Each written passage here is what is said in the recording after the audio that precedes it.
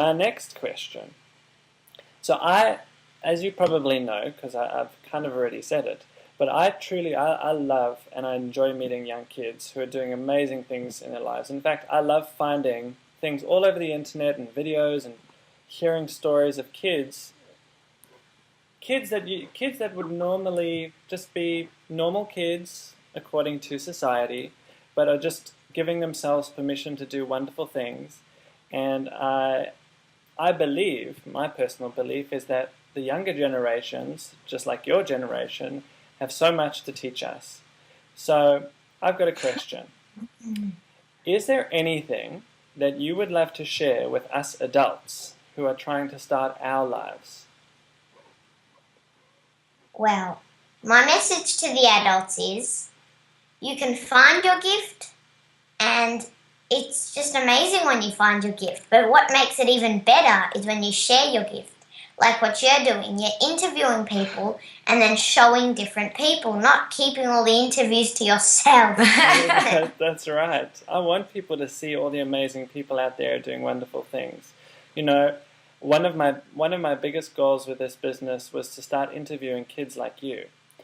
And it wasn't just to interview people like John and a whole bunch of other people that I've interviewed, but kids like you who are doing wonderful things and just following their dreams and I guess showing the world that it's okay to do what you want with your life and to be who you are. And I'm so grateful because you're actually my first kid on Be Who You Want to Be. So I look forward to bringing a whole bunch of other kids to share their message with you on the website and through the Facebook page. So now I have a question for your mum. Okay. So, Milan, your daughter, from what I can tell, is really starting to carve out a beautiful future for herself, and possibly even a career, maybe at such a young age. So, my question is, what advice can you give parents to help their children do what inspires them? Wow, I don't know what advice I can give, but I can tell you what we did with our kids. Please. If that helps. Yeah, absolutely. When we had the kids, when we first had Meesha, we had no idea what we were doing because they don't come with an operation manual. Mm-hmm. So here we are trying to be good parents, trying not to be screaming at kids when they're screaming and all that. So slowly we were learning stuff in life. And then comes my second daughter, Anya. Mm-hmm. And that's when I really needed an instruction manual because she was totally different to Meesha. And I had no idea how to handle a crying baby and a toddler, and it was just too much for me to handle. Right. That's what happened when one day Davey, my husband, myself, we sat down, we said, okay, Davey, let's figure out how to bring up our kids. So 2 or 3 things came to us. Number one, we decided something you can resonate a lot with is be who you are. Let them be who they are. Let them do what they want to do. Accept them for who they are. Mm-hmm. All we can do is just be a host to our kids. Mm-hmm. Because the kids choose us. We don't choose the kids, the parents. So Absolutely. The kids choose, and we have to learn lessons from them. So we decided all we can do is be the host for them, love them unconditionally, look after them, and let them do what they want to do and just go with the flow. Whatever's meant to happen will happen. Mm-hmm. Whatever's destined to happen is going to happen. So we decided that's it. We want to love them. We want to give them attention. We want to listen to them. We want to be there for them. So when Meesha was reading and writing at the age of 3, so we thought, okay, that's fine. That's what she wants to do. That's who she is. So we have to accept. She's totally, completely opposite to my other daughter. Mm-hmm. So what we started doing was we decided, how about we set an example? If we want them to have a shower in the morning, let's not tell them to have a shower. Let's have a shower in the morning. If we want to meditate, want them to meditate, let's start meditating. If I want them to write a gratitude journal, let me write a gratitude journal. Meesha, you've been cheeky there. She's hiding. And so we decided, let's be who we are to let them be and giving them space to be who they want to be. Mm-hmm. So to answer your question, all we did was we communicated very openly with our kids. We were there for them like a space. And bigger she got, bigger we gave her the space to be who she wanted to be and do what she wanted to do. Mm-hmm. Giving her respect, doing the things by just setting example and not literally, go and do this, go and do your homework, go and meditate, go and do your journal, because it doesn't work that way. So when I didn't have an operational manual, Greg, we decided let's create an operation manual so that they can learn with an imitation. And if you allow me, can I get her to read you a small little snippet from her book? Yeah, please. And Meesha, where's your book? I'm hiding. Okay, you are hiding. Can you come here now? Let's just pop out then. Hurry up. Puppy. There. Okay. Kids are like monkeys. Hey parents, us kids are like monkeys who like to model parents and teachers around us. So please, please do in front of us what you would like us to do. Do not criticize people while we are around you. Or sometimes even tell us off, even though we don't do anything. Mm-hmm. Parents, please demonstrate what you would like us kids to do. If you don't want us to be loud, don't be loud yourself. If you don't want us to say the F word, don't say it yourself. After all, we are a mini version of you adults. Beautiful. So, literally, kids are like monkeys, and when you, they will imitate you. Everything. Remember that story about the hats and the monkeys? Yes, so they literally do what, you do. So what we can give, Greg, to them, or what we gave to our kids, was unconditional love, space, and just being there for them what they needed and the time they needed to. Meesha required a lot of things. She's been going to seminars with us. Mm-hmm. She wanted to have her own pencil and write scribbles at the seminar. So we thought, well, let's get her her own book and give her her own journal and, and just create space for her. So I would say we just listened to what she had to say and we gave her the space. Fantastic. I just thought of one more question that I'd like to ask you in relation to this. As you've gone on this journey with her as parents, and your other daughter as well, have you noticed, I'm sure you have, but have you noticed a difference between the way they're growing and evolving as kids in comparison to some of the other kids out there that you see out there in Melbourne? Yes, there's difference and there's similarities as well, because my other daughter is so different from Meesha, and I think every family goes through the same thing, that they've got two kids and we tend to compare them. Right. Meesha does this, Anya doesn't do this. Meesha did that, Anya didn't do that. So I think what happens is that I can see the difference in my own family, that how different they are, in the sense that my little one is she's like a little tomboy. Right. Mishi. And Mishi's like a little dainty princess, Yeah. And I let her grow to be who she is, and I let Meesha grow to be who she is.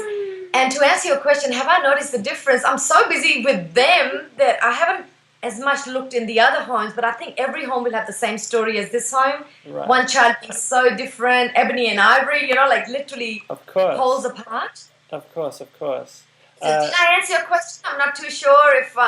Yes, you answered an aspect of it. I guess yes. What I was leading to or alluding to, the way that you bring up your kids by allowing them to be who they are, I know that the traditional parenting styles out there are very different to that, where a lot of parents, not all parents, but a lot of parents may want their kids to do certain things that they want them to do without exemplifying that, without modeling that themselves, kind of like what Mishi's mentioned and what you've mentioned. So my question is, have you noticed a difference in the way they are as people in terms of the way you bring them up? Have you noticed that they're more confident than other kids their own age? Have you noticed that they're more fearless, that they're willing to go out and do things that they truly want to do without hesitating? I'm just curious to know from your experience, because I'm sure there are parents who might be curious too. Yes. What have you noticed as a parent, just in terms of the way they are as people? How do I answer that without Meesha? Bye-bye. 2 minutes, okay? Let me choose. It's my turn now. Greg, telling you the truth, The minute I start noticing something like that in someone, Meesha just comes and gives me a big lecture. Right. And I would say, see how their kids were boisterous, see how their kids were, so loud or whatever. She goes, Mummy, we're all the same. We might have different bodies. You cannot look in those things at other people. You tell me when you point a finger there, you pointing some to you. So every time I do notice it, and she's in the room, so I only want to say what she will approve me to say. They will. This is my little one, Anya. Come see you. Can I just do the interview with Anu? And what I would normally do is I would say, okay, see how those parents were screaming at their kids. She goes, Mummy, only look at what you want to see, right? Everybody's the same. It's like God. God is a jug of water, she says to me. And you wouldn't believe she said it. God is like a jug of water. He puts a drop. You want to come and do it yourself? Okay. Well, she wants to answer it. Sure, no God's problem. big jug. Okay. Okay. God has a jug of big water, and when everybody's born, He puts a drop in them, and a drop in me, and a drop in you, and A drop of the water? Yeah. And what is that drop of the water? And the drop of the water is our soul. Yeah. Which is in the heart, or in the heart where it beats. Yes. So we're all one because it's all from the whole jug of water. And if He put all the drops of water together, that would make it all one and refill the jug again. So when Mummy sometimes says to you, see that little kid, how naughty he was, and see and the mother's not giving attention, what do you normally give? What lecture do you give to your mummy?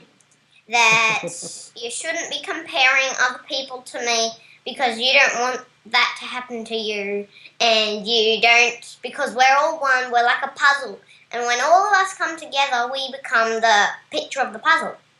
Wow.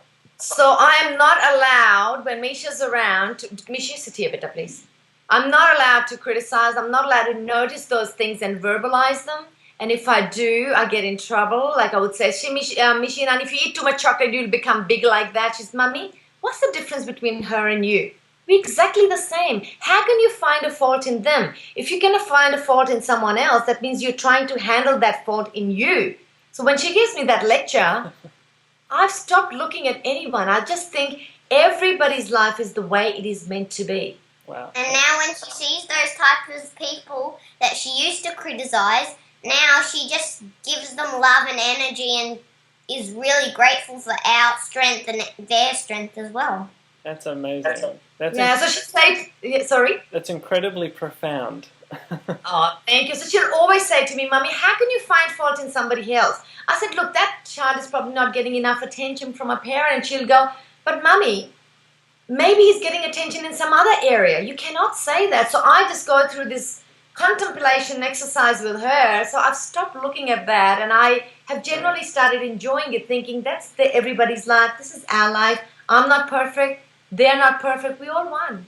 Excellent. Thank you so much for elaborating on that. Thank you. So I probably didn't give you the exact answer you were looking for, but I'm not allowed to look that way anymore. It's great. It's, the way that Meesha kind of responds to you and the way she talks to you in regards to these situations it's for someone of her age, that's very, very insightful. And I'm sure, I'm assuming you guys have been exposed to John's work.